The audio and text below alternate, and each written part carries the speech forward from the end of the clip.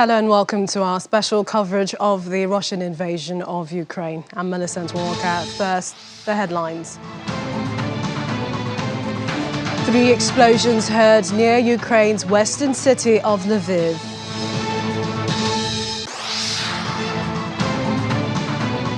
US President Joe Biden holds talks with Ukraine's defense and foreign ministers in Poland. Plus, Londoners rally in solidarity with Ukraine following a call from Ukrainian President Volodymyr Zelensky to show support around the world.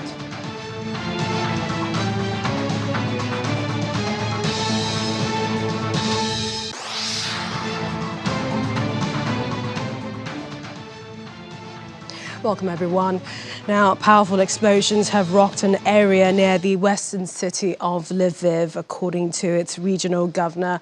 Air raid sirens sounded and columns of smoke could be seen rising into the sky today in an area close to the TV tower. The governor, Maxim Kozititsky, said that 5 people had been wounded. The city of more than 700,000, roughly 45 miles east of Ukraine's border with Poland, has been largely spared from major attacks in recent weeks. 2 weeks ago, the Russian forces fired missiles on a military training center near Lviv, which at the time was the most westward target, and killed 35 people. Well, the city has become kind of a safe harbor for many Ukrainians fleeing their ravaged cities and towns, with an estimated 200,000 of them thought to be sheltering there. Well, elsewhere in Ukraine, other cities continue to be targeted by Russian attacks, including Chernihiv, which, like the pulverized southern city of Mariupol, has been blockaded and pounded so far by Russian troops. Well, here's more on ground of today's event. Well, we'll bring you that report a little later, but let's take you back to the week's highlights as the invasion continues. We begin with what happened day 26. Monday, Ukraine rejected the demand from Russia to give up the port city of Mariupol, to lay down their arms and surrender in exchange for safe passage out of town. But officials in Kyiv immediately rejected the offer as out of the question. Also, we saw President Volodymyr Zelensky suggest Jerusalem for mediation talks. Prime Minister Jacinda Ardern also announced that New Zealand will provide a further $5 million contribution of non-lethal military assistance in support of Ukraine. Well, on Tuesday, Ukraine president insisted on a face-to-face with President Vladimir Putin, just as a new curfew became effective in Kyiv for 3 days. And we've also seen an extension of that today, which will continue till Monday next week. The United Nations Secretary General Antonio Guterres called for an end to the war. Ukraine's president also addressed the Italian parliament. Day 28, 100,000 people remained in Mariupol amid Russia's constant bombing. This was according to Zelensky. Russia accused the US of planning to expel its country, and that is Russia, in a G20 summit to hold in Indonesia. This is also as Russia, the US, Britain traded accusations about chemical weapons attack. Now, day 29, Ukrainian president called for citizens worldwide to take to the streets in the name of peace and hold global protests against Russia's bloody war 1 month after the invasion began. NATO leaders also met in Brussels, G7 members as well, approving strengthening of a member's defense. Also, another address took place with President Volodymyr Zelensky addressing NATO, saying Ukraine deserves to be a full member of the European Union. And day 30, just yesterday, Friday, NATO leaders warned Russia against the use of chemical weapons. US President Joe Biden met with refugees at the Polish-Ukraine border, and the US and EU announced a gas deal to reduce reliance on Russian energy.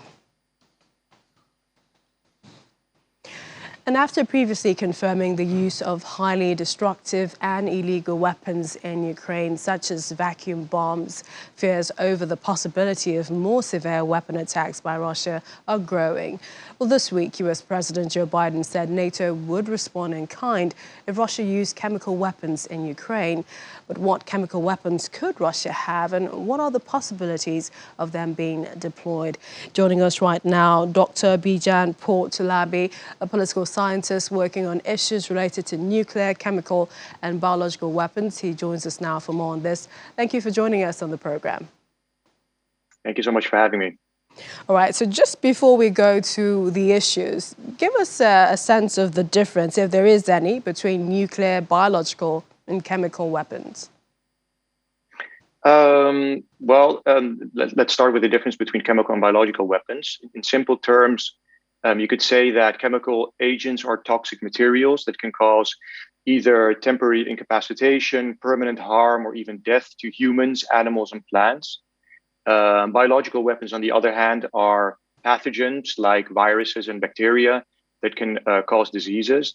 Nuclear weapons work a little differently. Basically, they harness nuclear energy in an enormous explosion, which has a tremendous destructive effect and also negatively affects life because of the exchange of radiation. So those are the big differences. Okay, thanks for that. There are increasing concerns that Russia could be prepared to use chemical weapons to attack Ukraine. I mean, how serious would you say this threat is? Is Russia likely to use chemical weapons? I would say that it would be out of character, so to speak. While Russia has employed chemical weapons and chemical agents to take out several Kremlin critics in recent years, Russian armed forces haven't used chemical weapons themselves in armed conflict. While Russia and the Soviet Union before it did possess a sizable chemical weapons arsenal in the past, very little of that stockpile remains today. Russia also doesn't have the facilities to produce chemical agents in significant quantities anymore, and let alone to put them into munitions to use on the battlefield. On top of that, Russia's armed forces haven't been trained to use chemical weapons in a very, very long time. So all in all, the likelihood of Russia using chemical weapons is quite low, I think. But we know that Russia has been accused of using chemical weapons before, especially on individuals seen as outspoken critics of Putin. Just to give examples, Sergei Skripal and most recently Alexei Navalny. Well, as Russia fails to make significant gains, could individuals be targeted, do you think? You're completely right. The Kremlin has been cracking down on domestic opposition, especially in the last couple of years, among others by shutting down free media, by ramping up nationalist propaganda, and also by persecuting dissenters. And this repression has only intensified in recent weeks. And there is a real risk that things would only get worse as the war in Ukraine drags on and news of Russia's military setbacks seep back into Russian society. The targeting of critics, prominent critics, could indeed be on the table. As you mentioned, chemical agents have been used in recent years in such operations, for example, against Sergei Skripal and Alexei Navalny. But these are still rather rare events. It is much more likely that more conventional methods would be used to deal with opponents in Russia, as so often happens. So Russia itself has accused Ukraine of operating chemical and biological weapons laboratories backed by the United States. Do you see any truth in that? In short, no. No, there really is no evidence that Ukraine is operating labs where it produces chemical or biological weapons. There's simply no truth to that. What is important to note is that there's a long history of the United States and Russia accusing each other and also each other's allies of having or using chemical or biological weapons in various conflicts. And this happened especially during the Cold War. And we know now that many of those allegations had no basis in fact at all. Since the 1990s, the Russian government has been frequently accusing Ukraine of developing biological weapons in particular, and then with the US support there. These allegations mix thin facts with much fiction. There are indeed Ukrainian labs that perform research into deadly diseases, but these are for strictly peaceful public health purposes. And I would have to remind you that many countries in the world do the very same thing. And in fact, Ukraine has been very transparent about these activities and also about the foreign support that it receives for these programs. These Russian allegations about these secret bioweapons labs in Ukraine have to really be seen as propaganda measures to increase the legitimacy of the invasion. It's very similar to the false claim that Ukraine is committing genocide on its own Russian-speaking population. Simply not true, and it has to be countered also as propaganda. Indeed, if you were in these parts, they would say you would probably hear there is no smoke without fire. But then I guess you have to look at the facts from fiction and propaganda, like you mentioned. But are there any effective ways for, or let's put it this way, if Russia were to use chemical weapons in Ukraine, could this be a game changer? And this is looking at NATO's stance in this invasion. Difficult to say. President Biden has very recently noted that NATO would respond if Russia were to use chemical weapons. But he also added that the nature of that response would have to depend on the nature of the use on the Russian side. The use of such weapons presents leaders with a very complicated dilemma. On the one hand, it is extremely important that the violation of this crucial international norm against the use of chemical, biological, and nuclear weapons is clearly countered, and it requires some response to prevent the further erosion of that international norm. If we think back a few years ago, both President Obama as well as President Trump ordered missile strikes on Syrian government targets in response to the use of chemical weapons. On the other hand, leaders from NATO countries are extremely wary of ending up in direct conflict with Russia. So it remains to be seen what NATO would directly do and if it would significantly change the course of the conflict, from NATO's side at least. Okay, but how do nuclear weapons fit into all this? We've been talking chemical. True. That the conflict includes a nuclear dimension is extremely worrisome. And not primarily so because we should expect that the Russian leadership is planning actively on using nuclear weapons. It is just so that in crisis, things may quickly escalate and lead to miscalculations, to inadvertent nuclear use, or even nuclear accidents.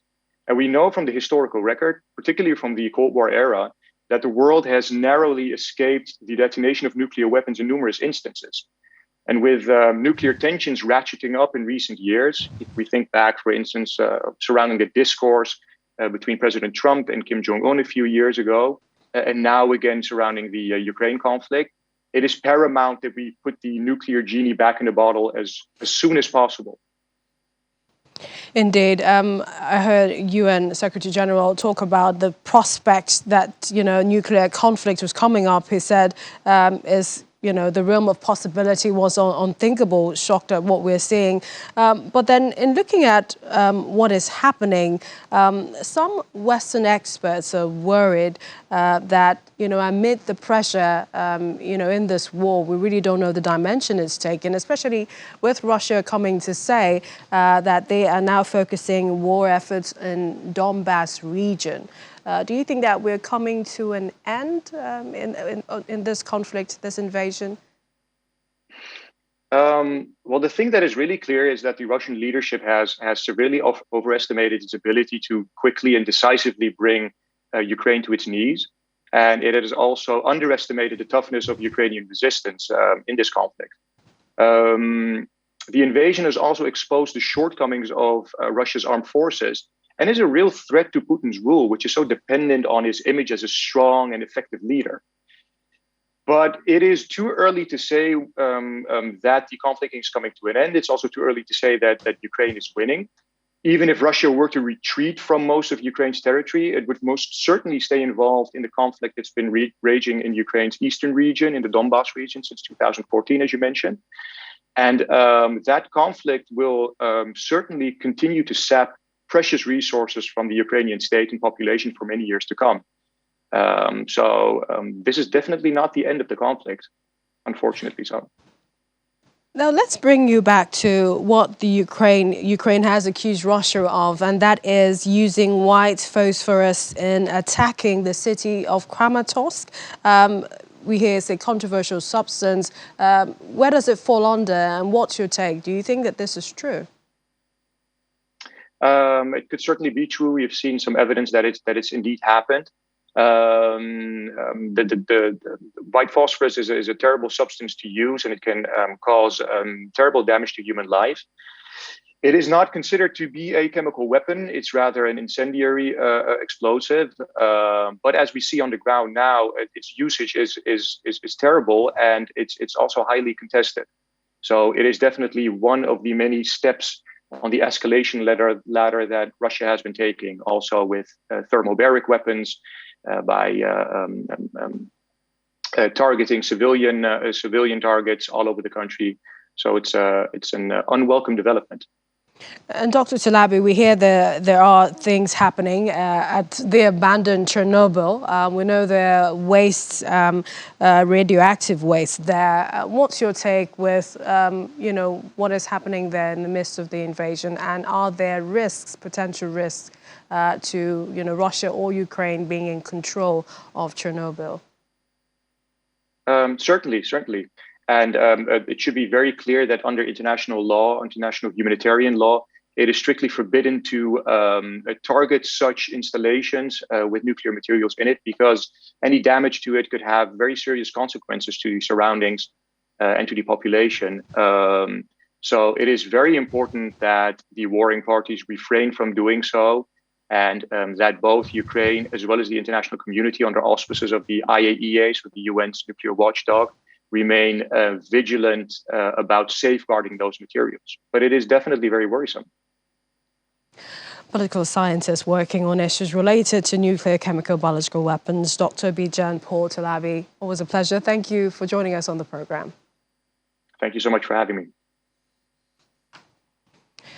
The spokesman for the United Nations Children's Fund, UNICEF, is calling for international efforts to stop the ongoing conflict in Ukraine so that the children in the country can be saved from the current suffering.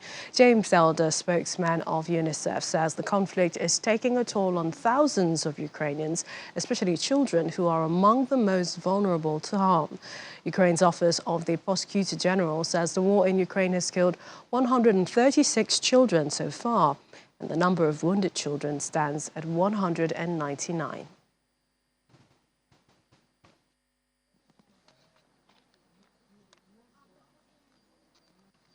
In Ukraine, the situation is very desperate because we see hospitals attacked, we see schools attacked, we see this increasing change in warfare where residential areas, where families are coming under fire. Women are giving birth in bunkers. So we're very, very worried about the situation for children here in Ukraine. But then you've got almost 2 million children who've had to flee. That means that they need schooling, they need trauma care, support. Across this nation, children are, they're seeing what war looks like. They're seeing their parents separate. They're saying goodbye to their father. So there's a great deal of stress and trauma that we need to address as well. The surest and safest way out of this horror show for children is for the fighting to stop. But UNICEF is not a political organisation, so what we then ask for big international actors to do is at least get an ability of these humanitarian corridors to be respected, so families can leave safely and organisations like UNICEF can go in with life-saving supplies, whether it's Mariupol, who needs water because it's another city being suffocated. So peace, humanitarian corridors, and then humanitarian assistance. If we are going to keep having to put band-aids on this horrible scenario for children, at least we need those emergency medical supplies, those blankets, that food. All of those things are going to be increasingly needed if the fighting continues. You're watching our special coverage of Russia's invasion of Ukraine. Still to come, we take a look at life in Ukraine for ordinary citizens over a month into Russia's invasion of the country. Hundreds.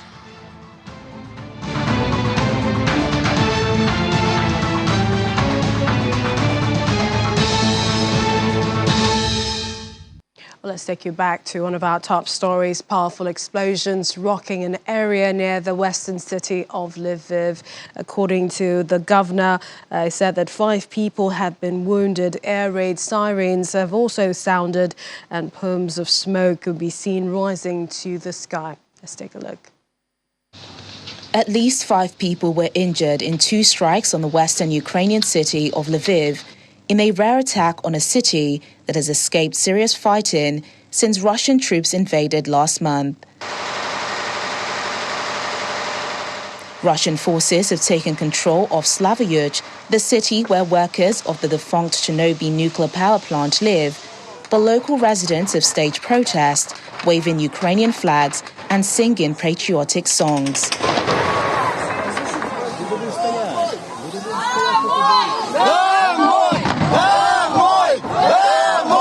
In the besieged southern port city, Mariupol, the situation there remains critical as fighting continues and civilians remain trapped without food or water.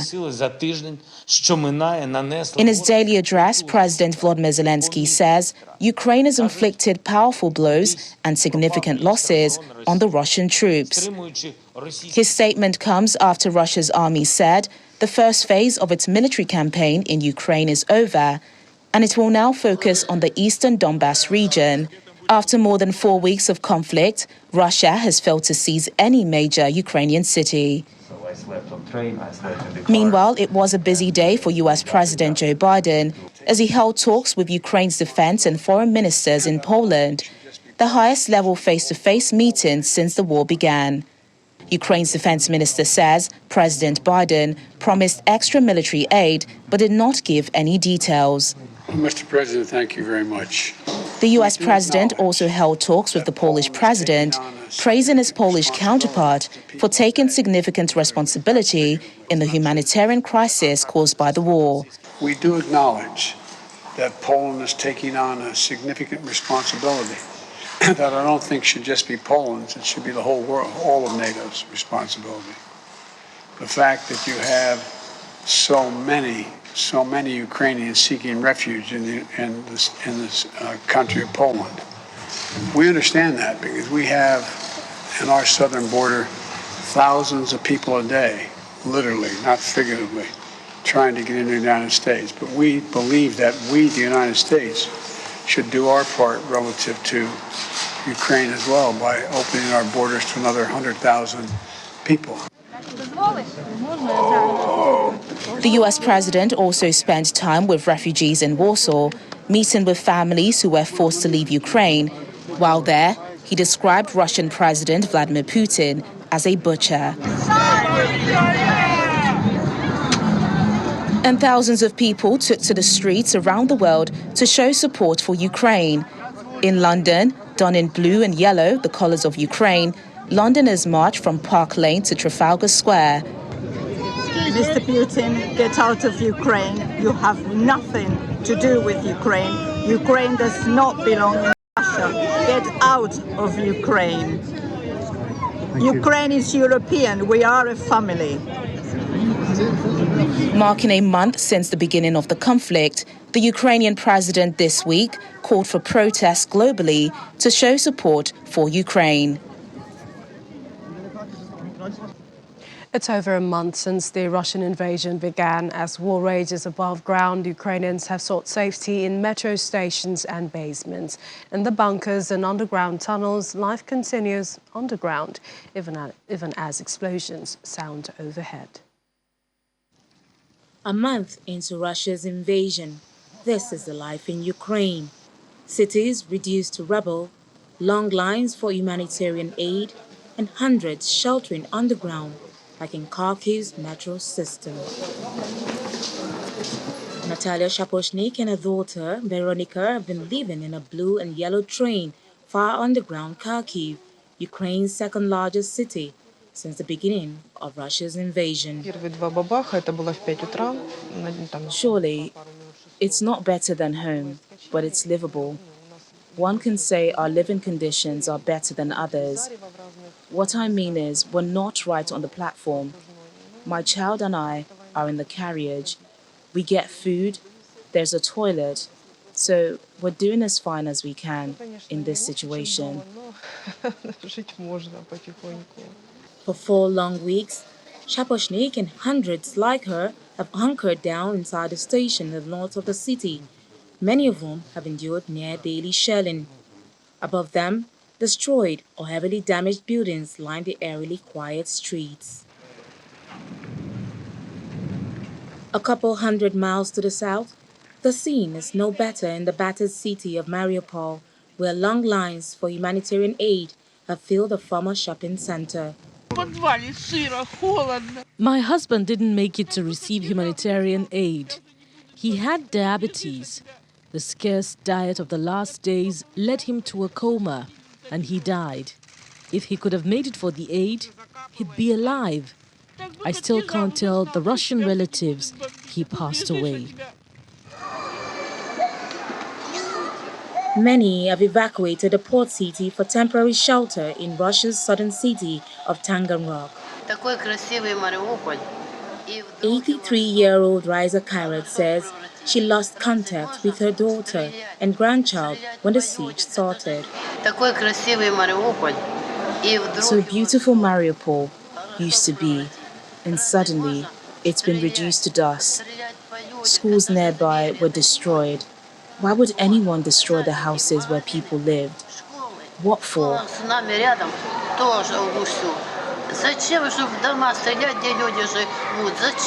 Russia continues to deny targeting civilians and calls its invasion a special military operation. While many are still stranded in Ukraine, about 3.8 million people have fled to neighboring countries. We've been following the stories of Nigerians who are stranded in the city of Kherson, the first major city to be captured by Russia. Many of them have now been able to leave the country, that city also a month after the war began. We have joining us two of those students who are now in Romania, Victor Luashei and Medakong Rex. Guys, it's great to see both of you outside of Kherson. How are you? How do you feel?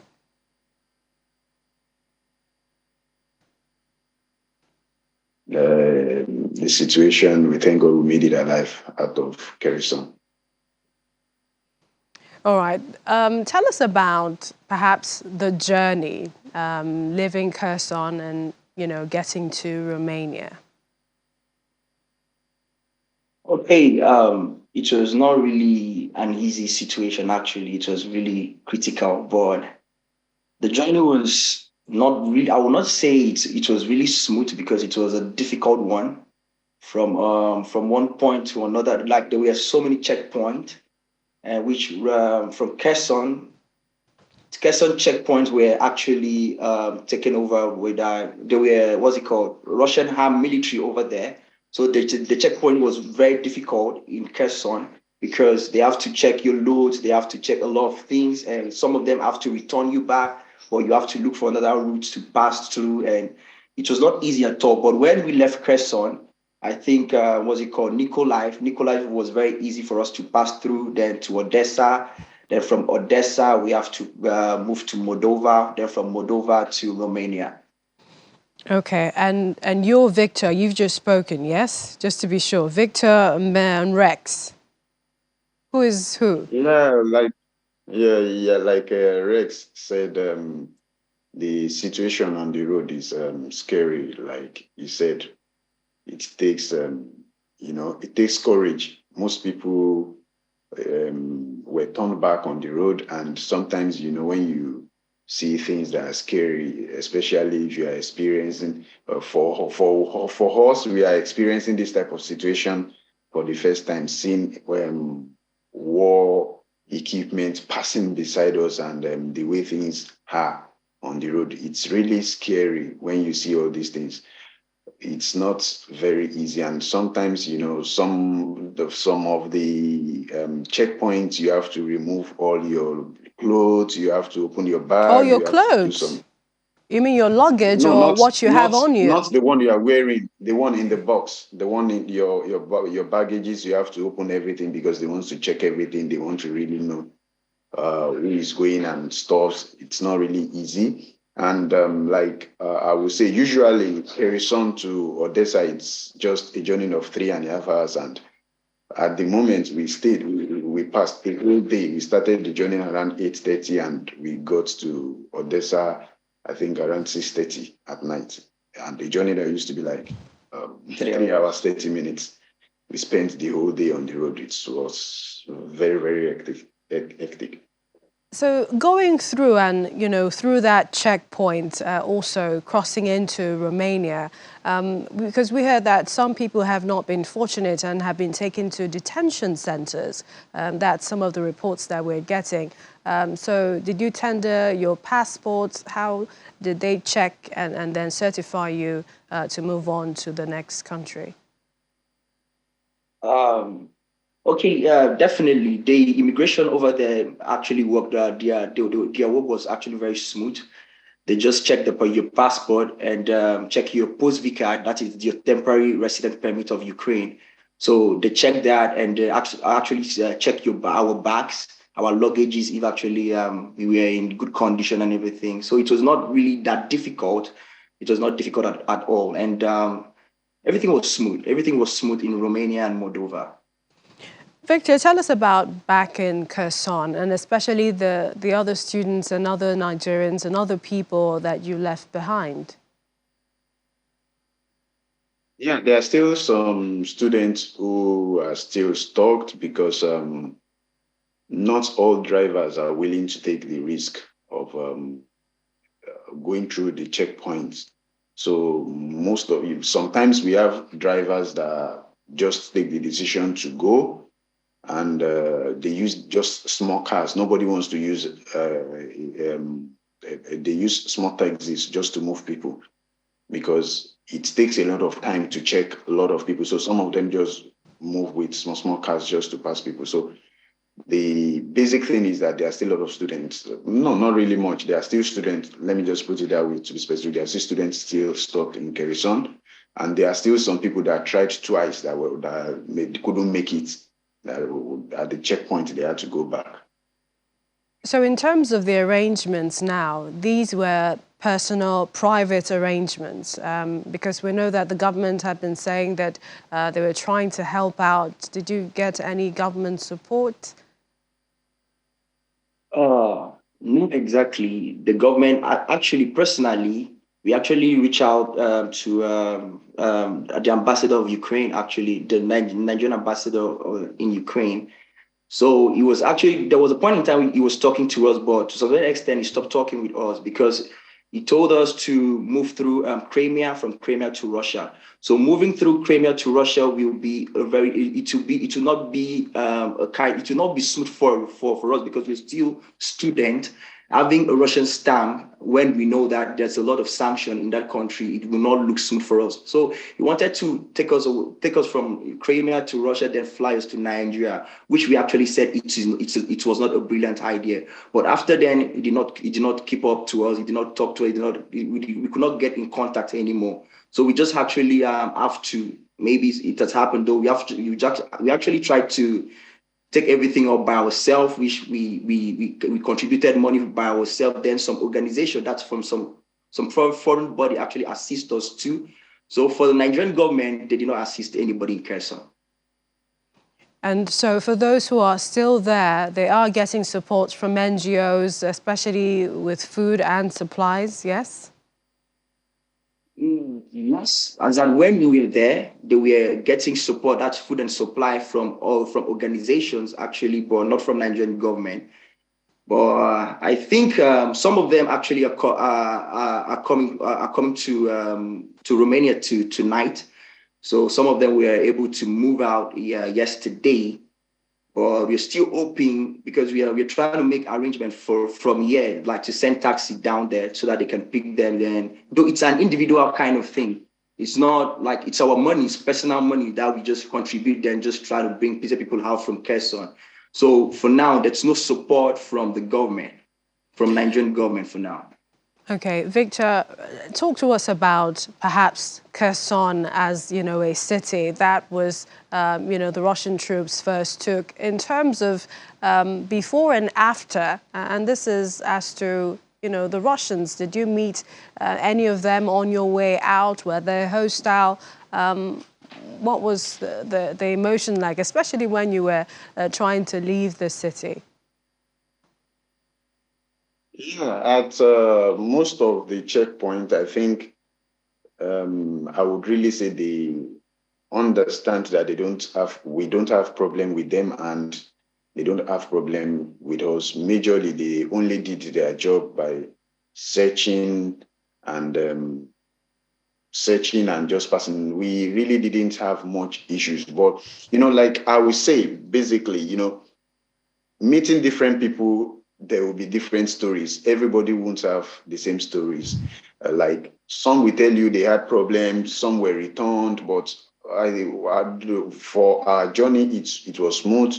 Some were actually doing the job, and some will just tell you, okay, show your document, let me see your residence permit, let me see your passport, and they just pass us to go. Not like they were really hostile and stuffs like that. All right. For both of you, what next? Are you headed to Nigeria? Are you staying in Romania? And also plans for your studies? Now, at the moment, we just arrive, and with the present situation, we need to at least get ourselves together, and then we'll be able to take decision on how to go back to Nigeria to our families. Rex, is that the same for you? Thank you very much. Thank you. All right, thanks so much. We've been speaking to Victor Oluwaseyi and also Medakong Rex, two students from Kherson who are now in Romania. Many thanks. Hopefully we'll talk some more, and wish you all the best as you plan to get back safely to Nigeria and your families. Thank you. We appreciate that. Well, moving on, Turkish Foreign Minister Mevlut Cavusoglu says that Russian oligarchs are welcome in Turkey but must abide by international law in order to do any business. Turkey has strongly criticized Russia's invasion of Ukraine but opposes sanctions imposed by its NATO allies on principle. While two super yachts linked to Russian billionaire Roman Abramovich have docked in Turkish resorts. Western governments have targeted Abramovich and several other Russian oligarchs with sanctions as they seek to isolate President Vladimir Putin and his allies over Moscow's invasion of Ukraine. If Russian oligarchs visit my country, since I didn't join the sanctions, I am not implementing sanctions. In principle, we implement UN-approved sanctions. So if any Russian citizens want to visit Turkey, of course they can visit Turkey. Now Russians are coming to Turkey as tourists, no problem. Ukrainians are coming. The number of the Ukrainians that came to Turkey is more than 60,000 at this moment. So if you mean that whether these oligarchs can do any business in Turkey, then of course if it is legal and if it is not against international law, I will consider. If it is against international law, then that is another story.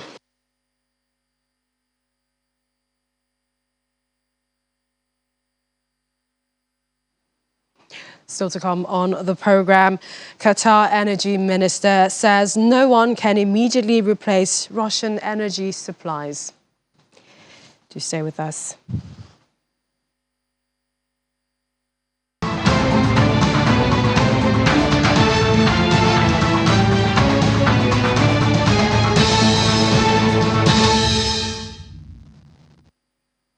Qatar's energy minister says no one could replace Europe's Russian energy supply immediately. Speaking at the Doha Forum, Saad Sharida Al-Kabi said the volume of gas coming from Russia to Europe is too large to be replaced in the short term. The US on Friday said it would work to supply 15 billion cubic meters of liquefied natural gas, LNG, to the EU this year to help it wean off Russian energy suppliers. Al-Kabi, who is also president and CEO of Qatar Energy, believes the time frame would likely be much longer than that and would require other energy suppliers to contribute.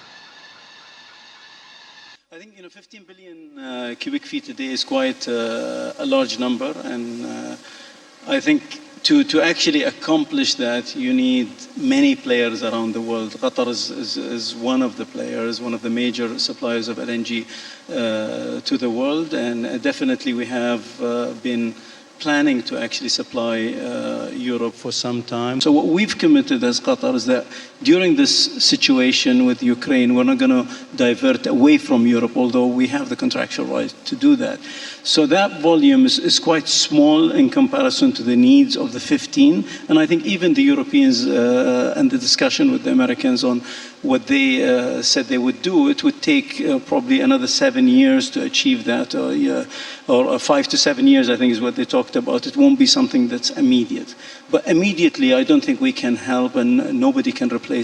I've said this very clearly. The volume that we're talking about, 30 to 40% of gas coming from Russia to Europe, is not something that can be replaced overnight. It needs time. But it also needs the international companies such as Total and Shell and Exxon and Equinor to have their governments or the European governments be a promoter of oil and gas companies investing, not demonizing oil and gas companies as has been the case the last few years. This is a reaction based on a war situation, and I don't think you can base a long-term plan and mechanism of how the oil and gas business and the financial sector attached to that works with the short-term events. So I think this is just something that's happening as a reaction, but I don't think it will change the long-term way that we have been dealing and we will be dealing in the future. So I don't think it will fundamentally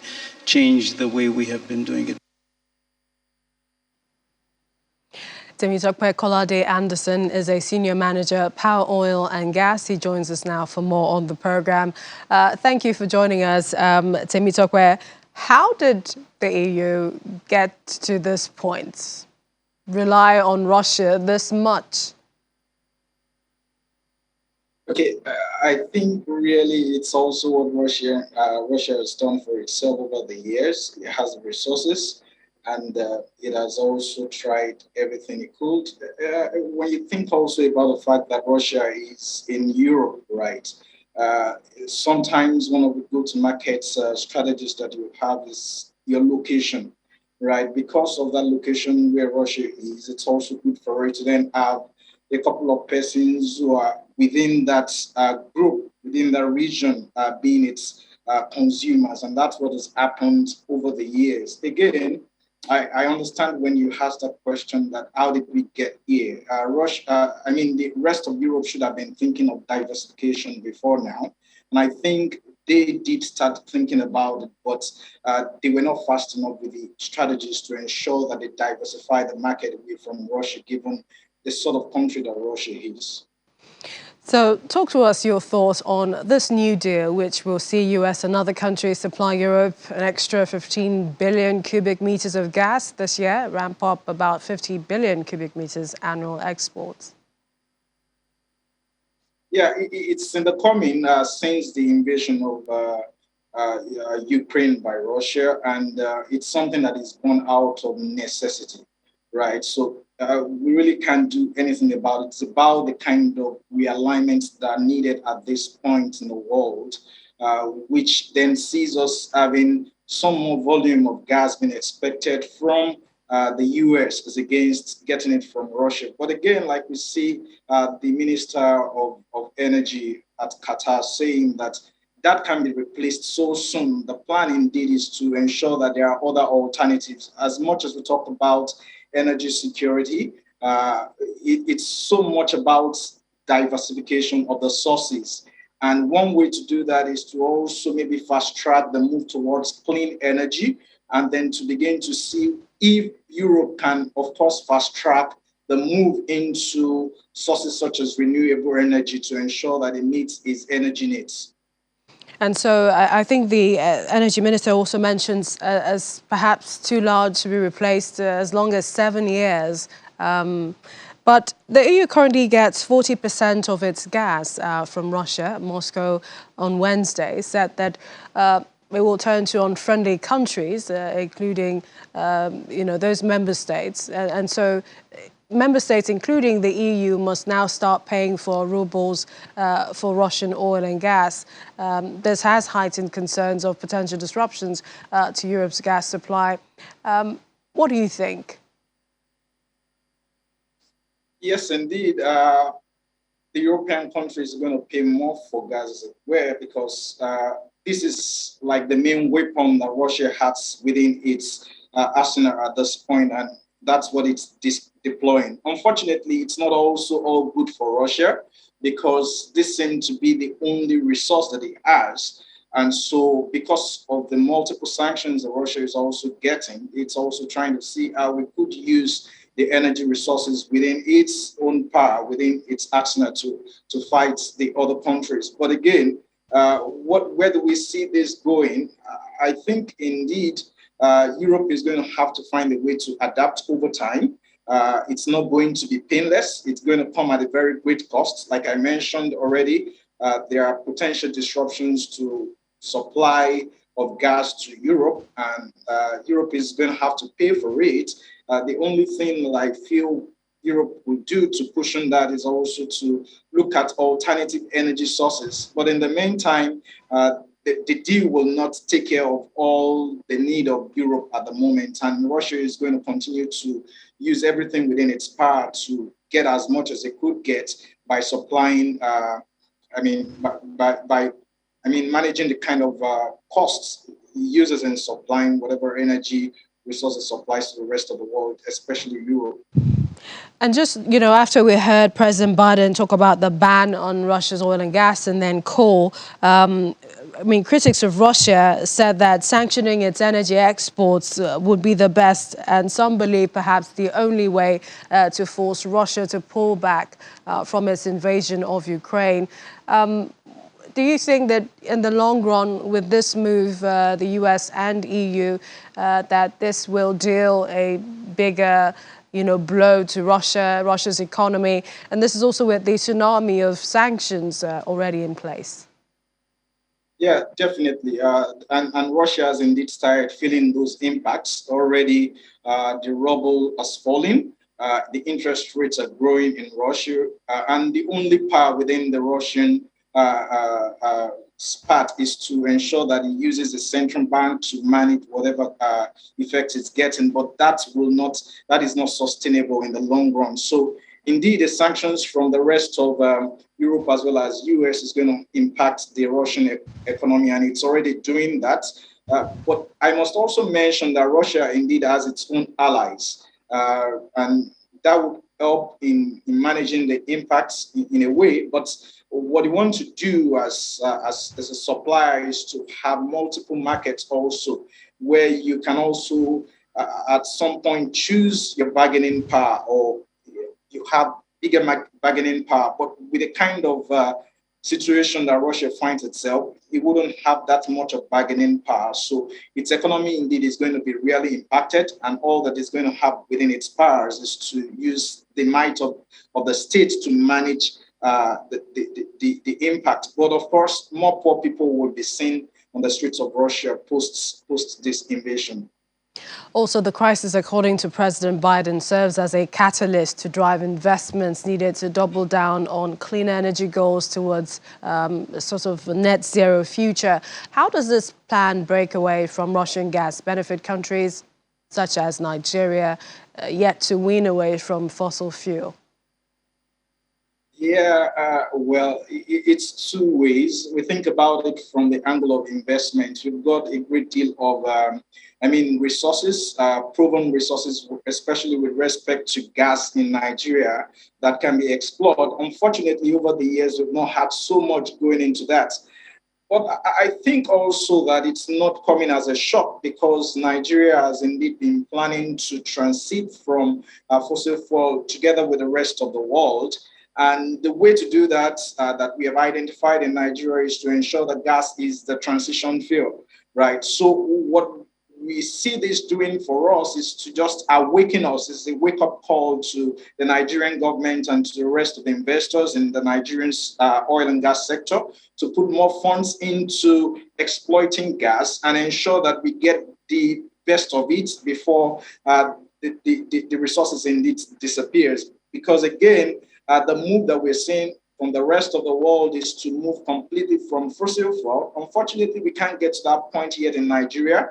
But I would say again that what we see in Nigeria currently is about still having to import, say, LPG of, say, about 50%, for instance. So indeed, if we are able to explore the gas resources that we have in Nigeria, we're able to meet our needs, our local needs to some point, and we can even explore. So I think the investment ground is still very open, but what we need to do is to be able to woo investors to come with the right sort of factors. One of the greatest issues that we have currently is that of security.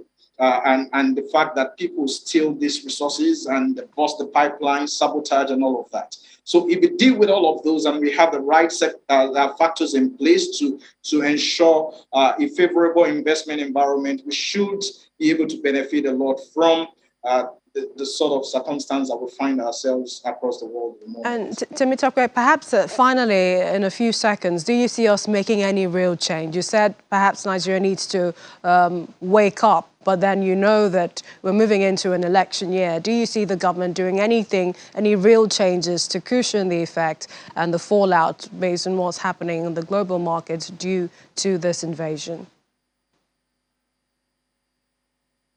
Well, in terms of what government will do, we can expect that government will indeed try to manage the situation, especially with the regulated product, the PMS in itself. Other than that, there is very little that the government can do, especially with the products, the refined products that are not regulated.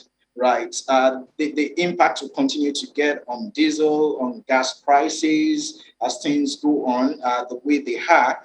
We would expect that the government will continue to find a way to manage, even though there is a big pot to fill, like a big hole to fill in terms of the subsidy the government would have to hand down to ensure that we continue to get PMS at the price that we have it. Again, because we are just pre-election year.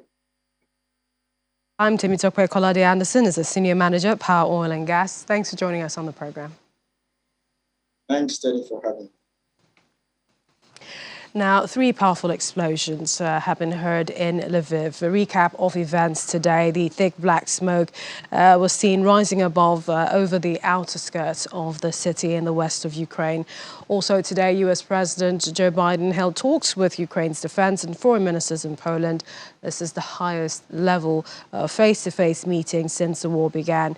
Ukraine's defense minister says Biden promised extra military aid but did not give any details.